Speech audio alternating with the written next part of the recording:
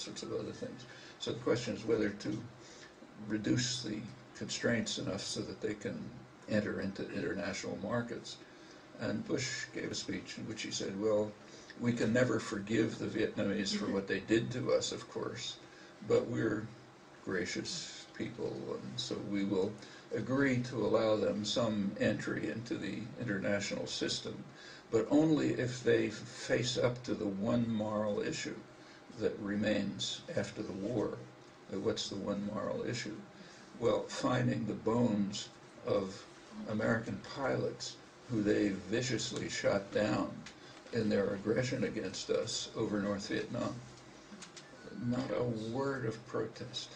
Look, you can, those of you who do media studies can look back. Big public pronouncements, not a word of protest, that's taken for granted. You know, part of their aggression against us was defending their villages. Then it got worse. They were addicting our army, which is a myth. Then comes, you know, they didn't find the bones of our soldiers that they maliciously shot down, like over central Iowa or something. And that goes on right until today. I mean, all kind of stuff about POWs who were never returned, big issue, and so on. Well, that was it's an amazing propaganda achievement, which was extremely successful, and the drug war was a large part of it. Well, you know, these were among the ways of trying to, there were many others, like, for example, raising college tuitions. For those of you who are in college, most of you are going to come out of college with a big debt. Why? Is it for economic reasons? It's not for economic reasons.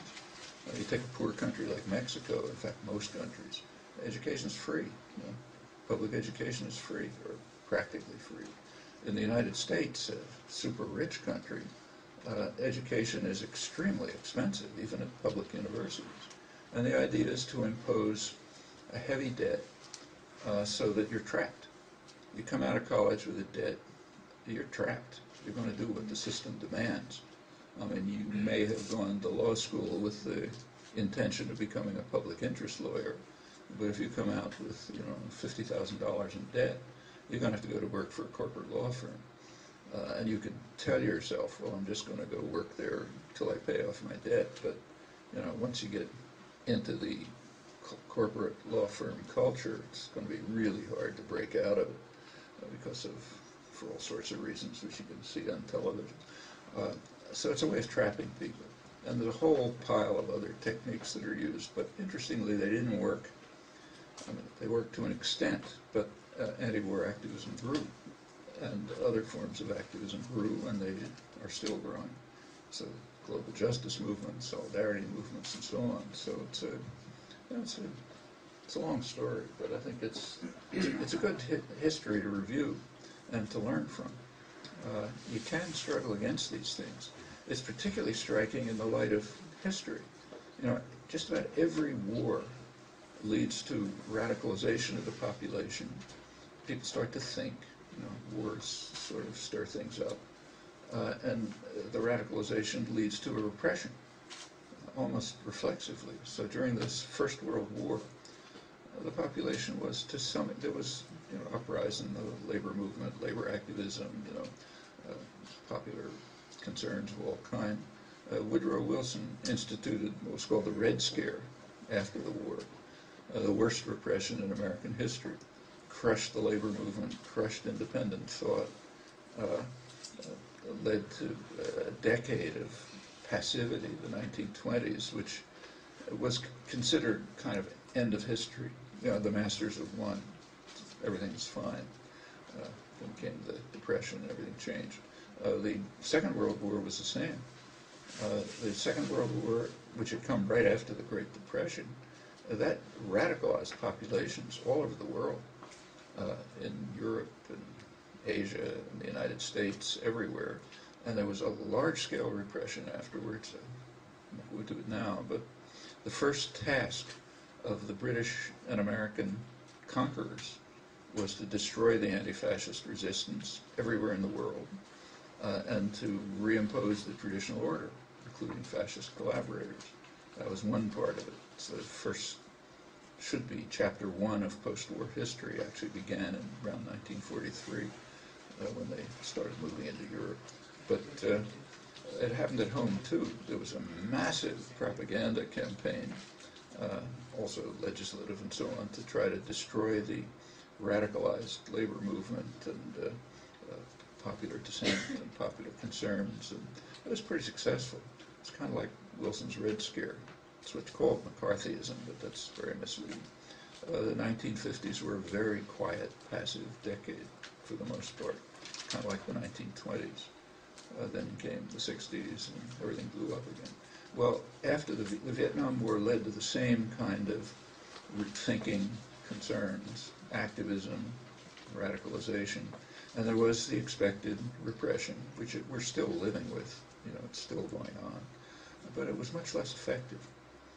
It didn't have the same dampening effect as the traditional ones have had. And I think both the activism and the repression are still underway. We're right in the middle of that struggle. You know. So I think that's, roughly speaking, the history of it. Getting back to the Iraq War, by the time the Iraq War is the first time in imperial history that there was, in hundreds of years, there was massive protest before the war officially began. I mean, we actually now know from leaked information that the war had already been underway for about a year, but we didn't know at the time.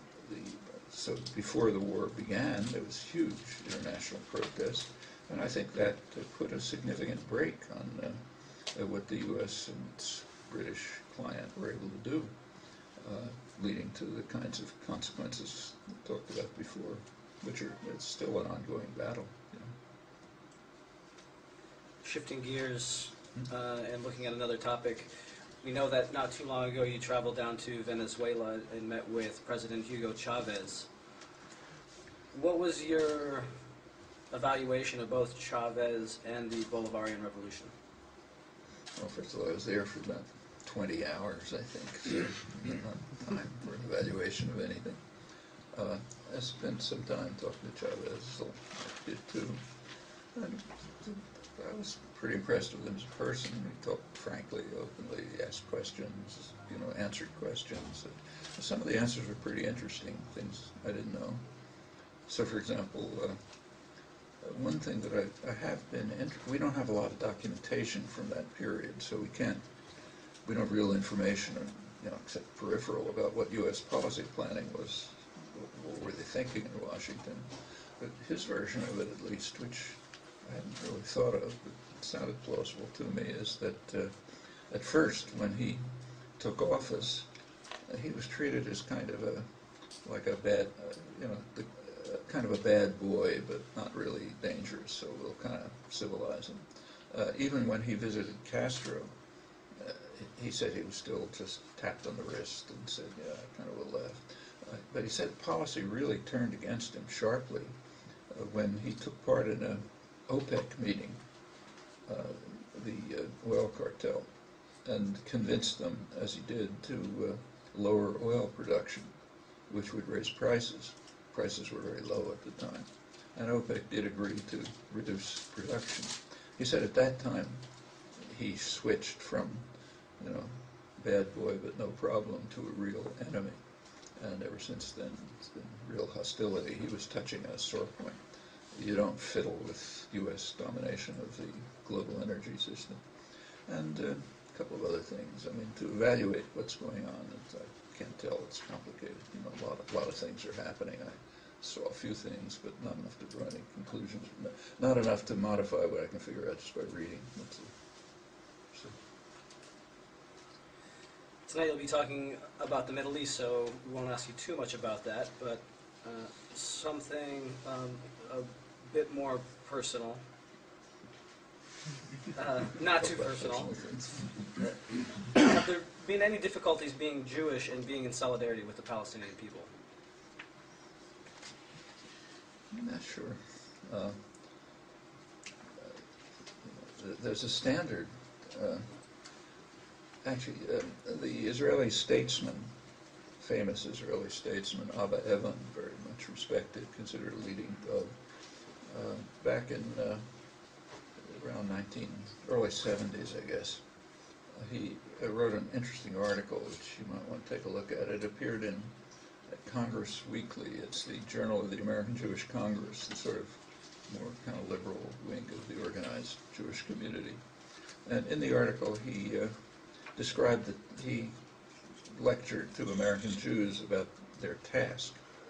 And he said their task is to show that criticism of, he called it criticism of Zionism. It means criticism of the policies of the State of Israel, not Zionism.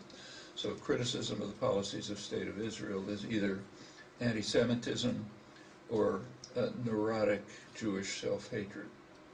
That's their task. Okay, that covers 100% of criticism, so we don't have to worry about criticism. And he sort of captured it. That's what you have to do. If non-Jews criticize the policies of Israel, it's anti-Semitism, and that wipes that off. Like, you could see it with the flotilla, or just pick anything you like.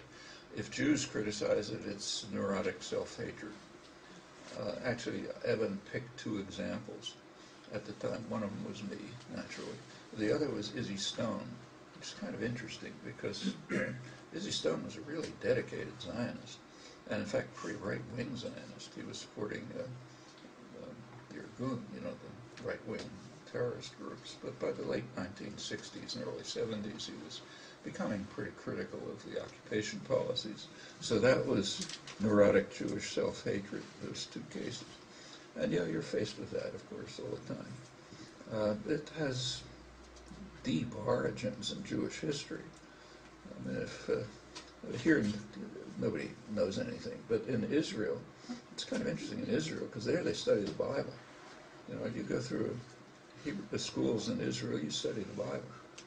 Maybe you forget everything, like when we study American history, you forget everything, but at least they study it. And if you study the Bible, you know that this idea has biblical origins. Some of you have had the right kind of religious education may recall that in the Bible there is one figure who's the absolute epitome of evil, is King Ahab, the worst. Ahab and Jezebel, you remember that stuff. So King Ahab was the ultimate evil king. And at one point, Ahab called to him the prophet Elijah, and Elijah came. And Ahab condemned him, as a phrase translates, as a hater of Israel. Okay, that's the origin of the conception of neurotic Jewish self-hatred, and in fact it's the origin of the conception of anti-Americanism. Ahab, why was Elijah a hater of Israel? Because he was condemning the acts of the evil king. Elijah, like the other prophets, was what we would call a dissident intellectual. He was criticizing state policy, he was giving geopolitical analysis, he was calling for, bringing in moral values, the concern for widows and orphans and that sort of thing, what we would call a dissident intellectual, critical intellectual. And of course the prophets were treated very badly, but that's driven into the desert, imprisoned, denounced and so on, but that's normal. That's the way critical intellectuals are treated in every society. So anyway, Elijah was a hater of Israel, and you can understand Ahab's point. He was a pure totalitarian, naturally, he was the king. And if you criticize the king, you're criticizing Israel, because to a pure totalitarian, the state is identified with the country, the society, the culture, the people. It's all the state. That's pure totalitarianism. So if you criticize the state and its policies, you're criticizing the country and the culture and so on. So that's actually, if you think about the concept of anti-Americanism, which you hear all the time, it's the same thing. It's pure totalitarianism. You criticize the acts of the state, you're anti-American.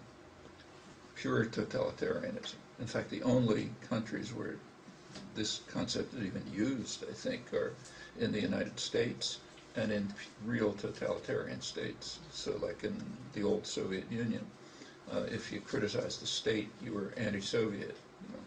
In the Brazilian military dictatorship, if you criticized the dictatorship, you were anti-Brazilian. In the United States, if you criticize state policy, you're anti-American. And the U.S.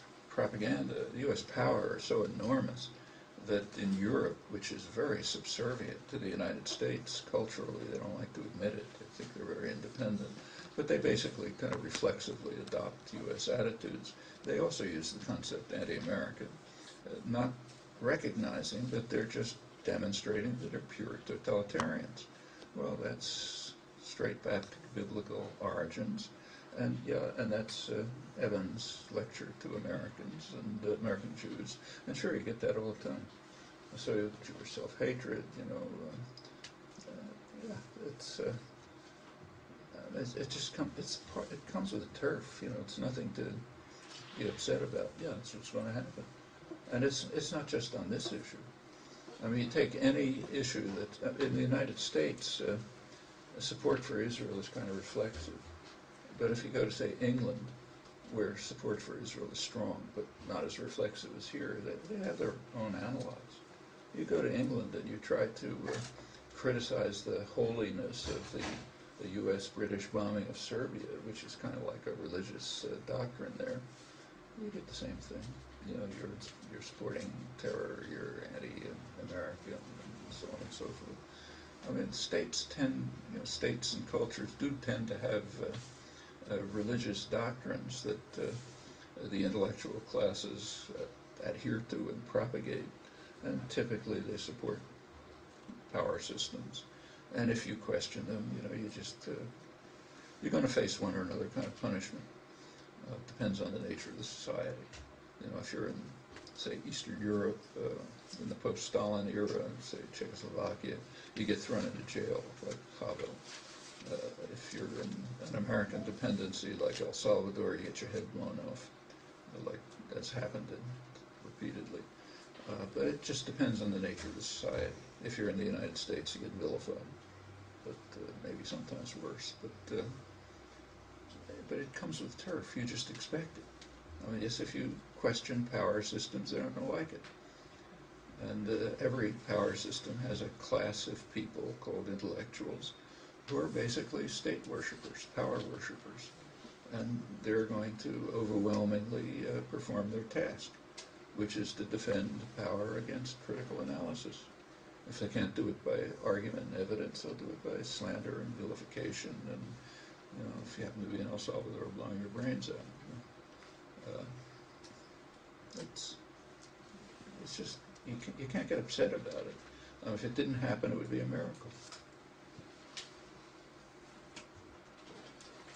Looking more broadly at vision for the type of society that we want, what are your thoughts on the development of how we relate to children as a society and as parents, and what do you believe our roles and responsibilities are when it comes to raising children and enabling them to participate positively in society? You answered it. You should help children grow in ways which enable them to participate constructively in the society. And there are a lot of ways to do that. So, for example, children do require a certain level of discipline. So, just my personal experience, once I had 3 kids, and once I slapped one of my kids on the hand. She cried. She had put her hand, we have an electric stove. She was about 3 years old. She put her hand on the electric grill, which stays hot after the stove goes off, so I grabbed her hand and slapped it. Okay, she cried, she didn't like it, but she learned not to put her hand on the stove. Well, I don't think it was a terrible thing to do, but there are points at which you have to impose limits for the safety of the child. But for the most part, children should just be encouraged to explore the world and use their natural creative instincts, give them every opportunity to do it. Just things that just come natural to any sensible parent. You can construct some fancy rhetoric about it, and it's sometimes done, but I think it's pretty simple-minded, like most things that have to do with human affairs. I mean, in human affairs, either we don't understand it because it's too complex, or it's so simple we can describe it simply. Again, intellectuals have a task of making it look complicated, but it's very hard to see much justification for the complication. It's almost, it's a little bit of an exaggeration, but it's pretty close to true, that either we don't understand it because it's way too complex, or else we sort of understand it and we can put it in simple terms, and we all sort of know it as soon as we think about it. So I don't think there's anything profound to say about respect for children and helping them develop and grow. What pitfalls and benefits do you see in Parecon, participatory economics? Parecon, participatory economics. Do you think it is an ideal form of future socialism? Why or why not? If it turns out, or if the evidence seems to suggest that competitive behavior is intrinsic component of human nature, what does that imply for the core ideals of a participatory society? Well, I don't think that's, I mean, Mike and I have been talking about this for decades, but my own feeling is I'm kind of skeptical about detailed planning of a society, partly for the reason I just mentioned. I don't think we know enough about human beings and about societies to be able to sketch in great detail how they should or would behave under various conditions. So maybe this is the right way, but my feeling is that this has to be a lot of experimentation.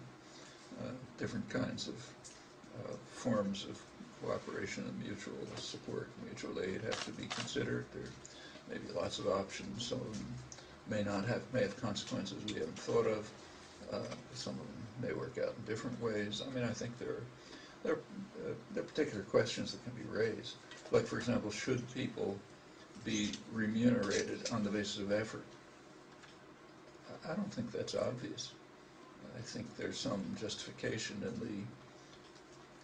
the old principle to each according to his needs, from each according to its ability. Actually, that's a pretty conservative position.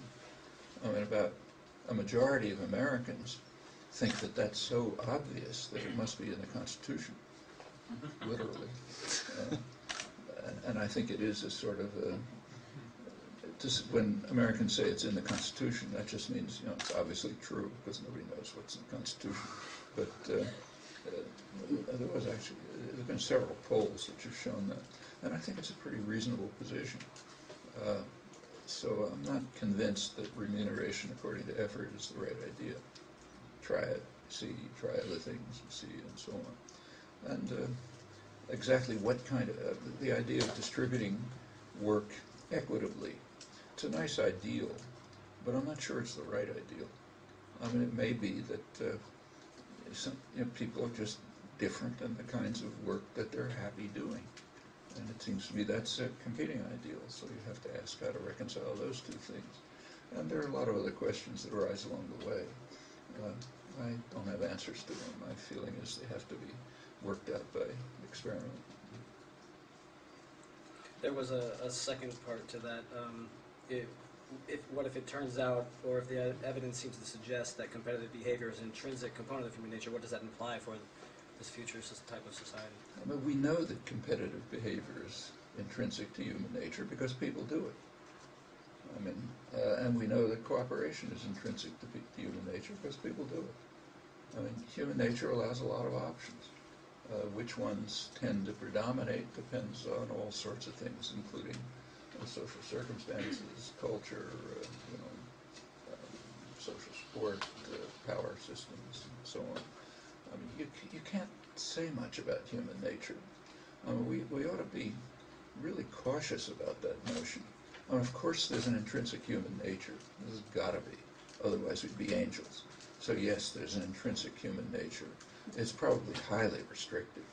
There's some domains where we can even learn something about how restrictive it is, and it's very restrictive. We don't see the restrictions because we take it for granted. Like we take it for granted that everybody's kind of like us. How else could you be, But some other creature looking at us would find what we do extremely puzzling. Remember that it's well to remember the history of science. I mean, for about 2,000 years, scientists took it as just obvious that uh, if you detach an apple from a tree, it falls down instead of going up. And if you boil water, the steam goes up, not down. And the reason was obvious, they're going to their natural place. That was considered an answer by scientists for 2,000 years, not a small amount of time, and not stupid people. Finally, in the 17th century, a few people, like say Galileo, were willing to be puzzled about what seems obvious. Well, as soon as you start being puzzled about what seems obvious, you immediately see we don't understand anything. You know, we don't understand why some things fall down and others go up. And when you start to look into it, you find that other assumptions that were made about it just collapse. Like the idea that rate of fall depends on mass. Well, that's obvious, except it's false. And it was shown to be false, not as fable indicates, by Galileo dropping balls off the top of the Tower of Pisa. If he tried that, it probably wouldn't have worked. Like most experiments don't work. He showed it by a thought experiment, like most of what he sort of proved. Very ingenious thought experiment, very convincing. But the basic point is that people allowed themselves to be puzzled. They quickly discovered that nothing is understood, and you get the origins of modern science. Well, we haven't yet allowed ourselves to be puzzled about human behavior. We haven't reached the point, psychologically, of the Galilean revolution. We just take for granted that people do the kinds of things they do, and they look like they do, and so on and so forth. But everything about it is quite puzzling when you start thinking about it. I mean, my own particular interest in this area happens to be mainly acquisition of language. And, the general assumption is, how could there be anything puzzling about it? Look, we all do it, infants do it, and so on, so forget it, it's all obvious. Teaching, training, induction, whatever that is, analogy, whatever that is, and so on. Well, that's like pre-Galilean physics. Apples falling to the ground and steam rising. As soon as you allow yourself to be puzzled, you find out it's extraordinarily strange that it happens. And the ways in which it happens show that there's a highly restrictive human nature that leads to a very few options. And the same is true of every domain you look at. Vision, planning, physical growth, social behavior, and so on. There are very few options. And to discover them, if we could discover them, we'd know what human nature is.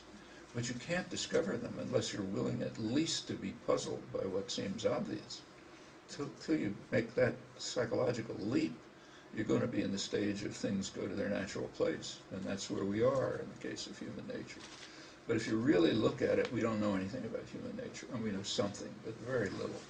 In fact, we don't even know very much about insect nature, which is much easier to study, and we don't have that psychological barrier that we have about ourselves. It's experimentally much easier to study, of course. These are really hard questions. So is competitiveness part of human nature? Well, trivially, yes, because it takes place.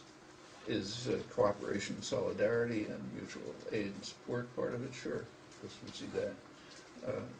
What are the constraints? How do they show up in different circumstances? I mean, we have experience, intuitive ideas, a little bit of history, but nothing in the way of really serious understanding.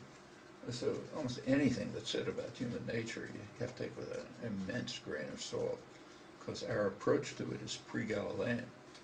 We have not, except for rare areas and a few people, you are not allowed. We haven't reached the point where you can be puzzled even about what's in front of your eyes. If you can't do that, you can't have any understanding. And this is not just true of the general public. It's true of scientists, evolutionary biologists, psychologists, philosophers, and it's across the board. Practically the whole intellectual culture, including science, is pre-Galilean when you deal with human nature. I could give you some striking examples, but then we get off into another area. But that's just a hard leap to make.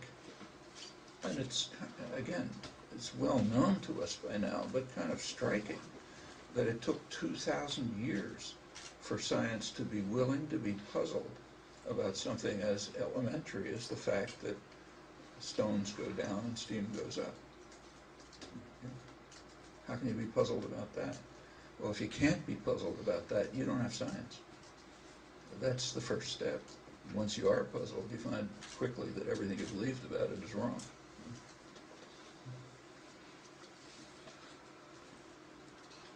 Some individuals on the radical and progressive left are discussing the formation of a revolutionary organization for a participatory or libertarian socialist society.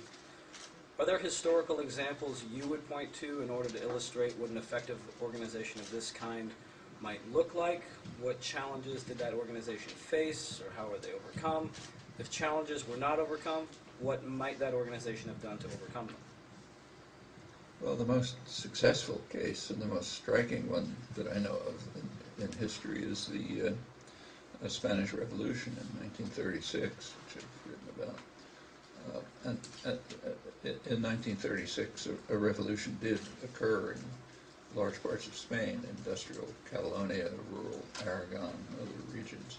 And if you look at it, it looks kind of spontaneous, happened quickly, all of a sudden, as soon as the Franco armies attacked. But of course, it wasn't at all spontaneous. I mean, it had been going on for 50 years. There had been about a half a century of education, organizing. There were anarchist schools, there were uprisings, there were takeovers of towns, which were then crushed by force. A whole history of experience, experiment, initiatives, defeats, and so on. And it led to the point where what to do was just in people's heads. People had a conception of what to do, widespread conception of what to do. And when the opportunity arose, they did it. So, it looks spontaneous from one point of view, but it was the result of a very substantial effort in rural and industrial areas in Spain. And it was pretty successful. It had its problems, but it was in the middle of a war, for one thing, so big problems. It was finally crushed. It was crushed actually in about a year, but it took the combined forces of every power in the world to crush it. It was crushed by the combined forces of so-called communism, Stalinism, fascism, and the liberal democracies. They disagreed on a lot of things, but they agreed on crushing the Spanish Revolution. And after they had crushed the revolution, they started off on what's called the Spanish Civil War, and it was a question who would pick up the spoils. When we study it, we study the period after the crushing of the revolution. The first task accepted across the board by the power systems of the world is you got to crush the revolution. We cannot allow self-management, independence, freedom, justice, people taking control of their own lives. That's much too dangerous. Every power system understood this. And it was finally crushed in approximately a year. But it was very successful. And, a lot of flaws, a lot of things were done wrong. It's conceivable that they could have won the war, but it would have had to follow very different tactics. After the revolution was crushed, a popular opposition to the Franco invasion diminished substantially because what people had really wanted was already crushed. So yes, there was resistance to the invasion, but it was kind of like a conventional war. There would have been possible alternatives, and they were suggested. Actually, the most interesting suggestion, which might have worked, was by an Italian anarchist, Camillo Berneri, an Italian anarchist who was in Spain, who suggested an alternative strategy instead of just fighting a war, conventional war. He suggested a strategy which then sounded outlandish, but by now it doesn't sound so outlandish. He suggested that in Spain itself, the real revolutionary forces should conduct a guerrilla war, not a conventional war. Well, by now, actually the concept of guerrilla war is very deeply rooted in Spain. In fact, it grows from Spain. That's why it's called guerrilla. But it developed during the French Napoleonic invasion. And as we've seen in more recent history, it can be pretty successful. But it was combined with something else. He suggested a political war. Franco's armies invaded the fascist armies.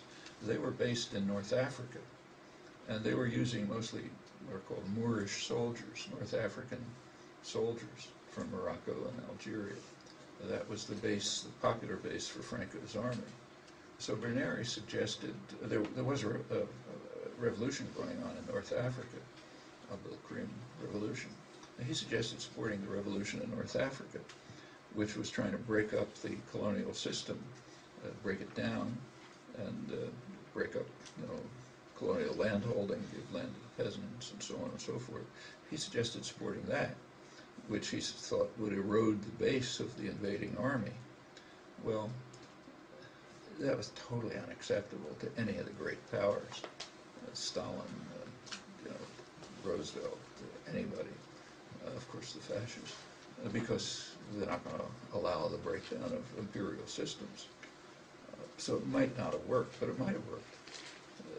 In fact, it was the only technique that could have worked. A guerrilla war in Spain and revolutionary war in North Africa, but it wasn't considered. There was too much dedication to state power and to conventional ideas about how to fight wars. So what you get is a conventional war in Spain, which we can read about in history books, which the fascists won. But that's the most successful example I know. There are other cases, but that one's, I think, merits careful study. I should say, in connection with that war, there were proposals by anarchist historians and analysts there were very detailed proposals about how to organize every particular of the Spanish Revolutionary Society.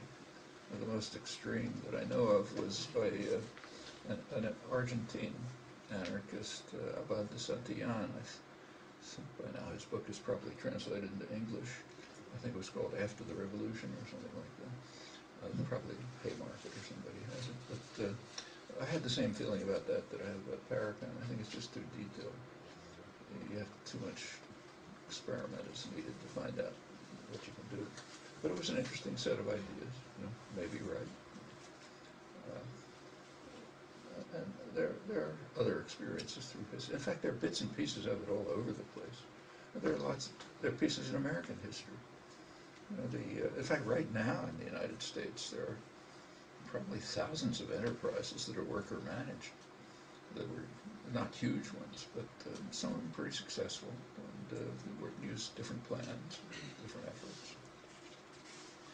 And it's a deeply rooted idea in American working class history. I go back to the earlier industrial revolution here, say around New England. It was kind of taken for granted by working people that the slogan was, those who work in the mills should own them and manage them.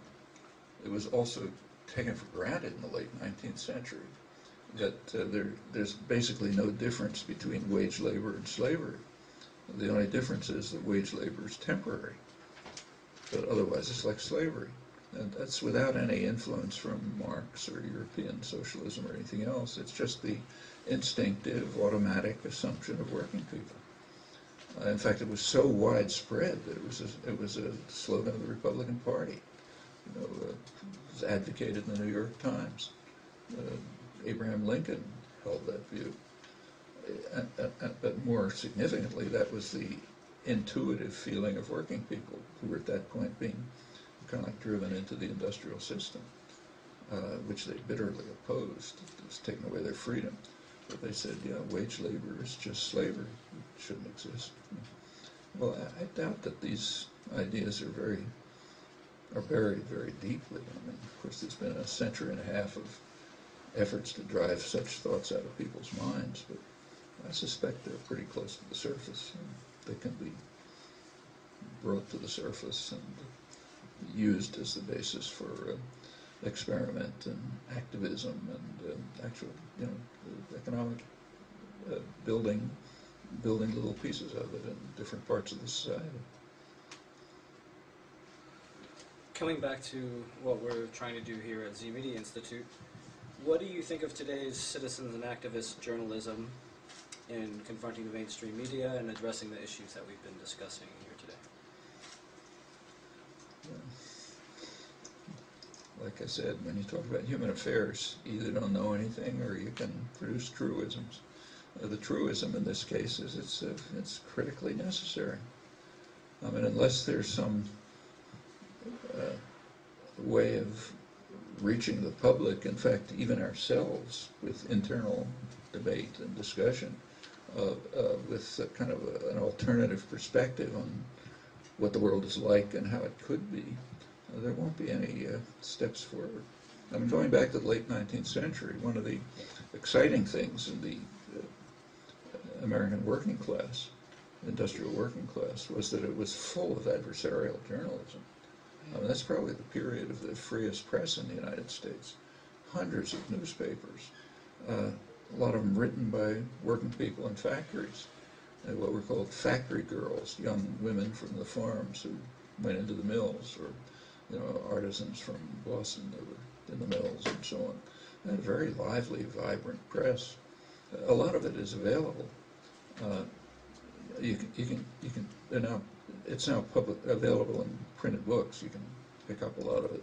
Philip Foner has a left-wing labor historian, has published a big collection. I think it's called Factory Girls or something like that. There's one of the first books in American labor history, maybe about 70 years ago or 80 years ago, by Norman Ware, which is called The Industrial Worker, was reprinted a few years ago, and it has pretty interesting excerpts from that literature. Yeah, that was a lively adversarial press, and it lasted as late as the 1950s. There were, I think, 800 labor newspapers reaching about 30 million people, which was pretty radical and quite interesting. It's taken a long time to destroy the adversarial press, in other words. In England, the same thing happened, and it has to be reconstructed. That's the only way to hope to bring people to comprehend what the world is, or even to figure out their own ideas. I mean, that's one of the ways.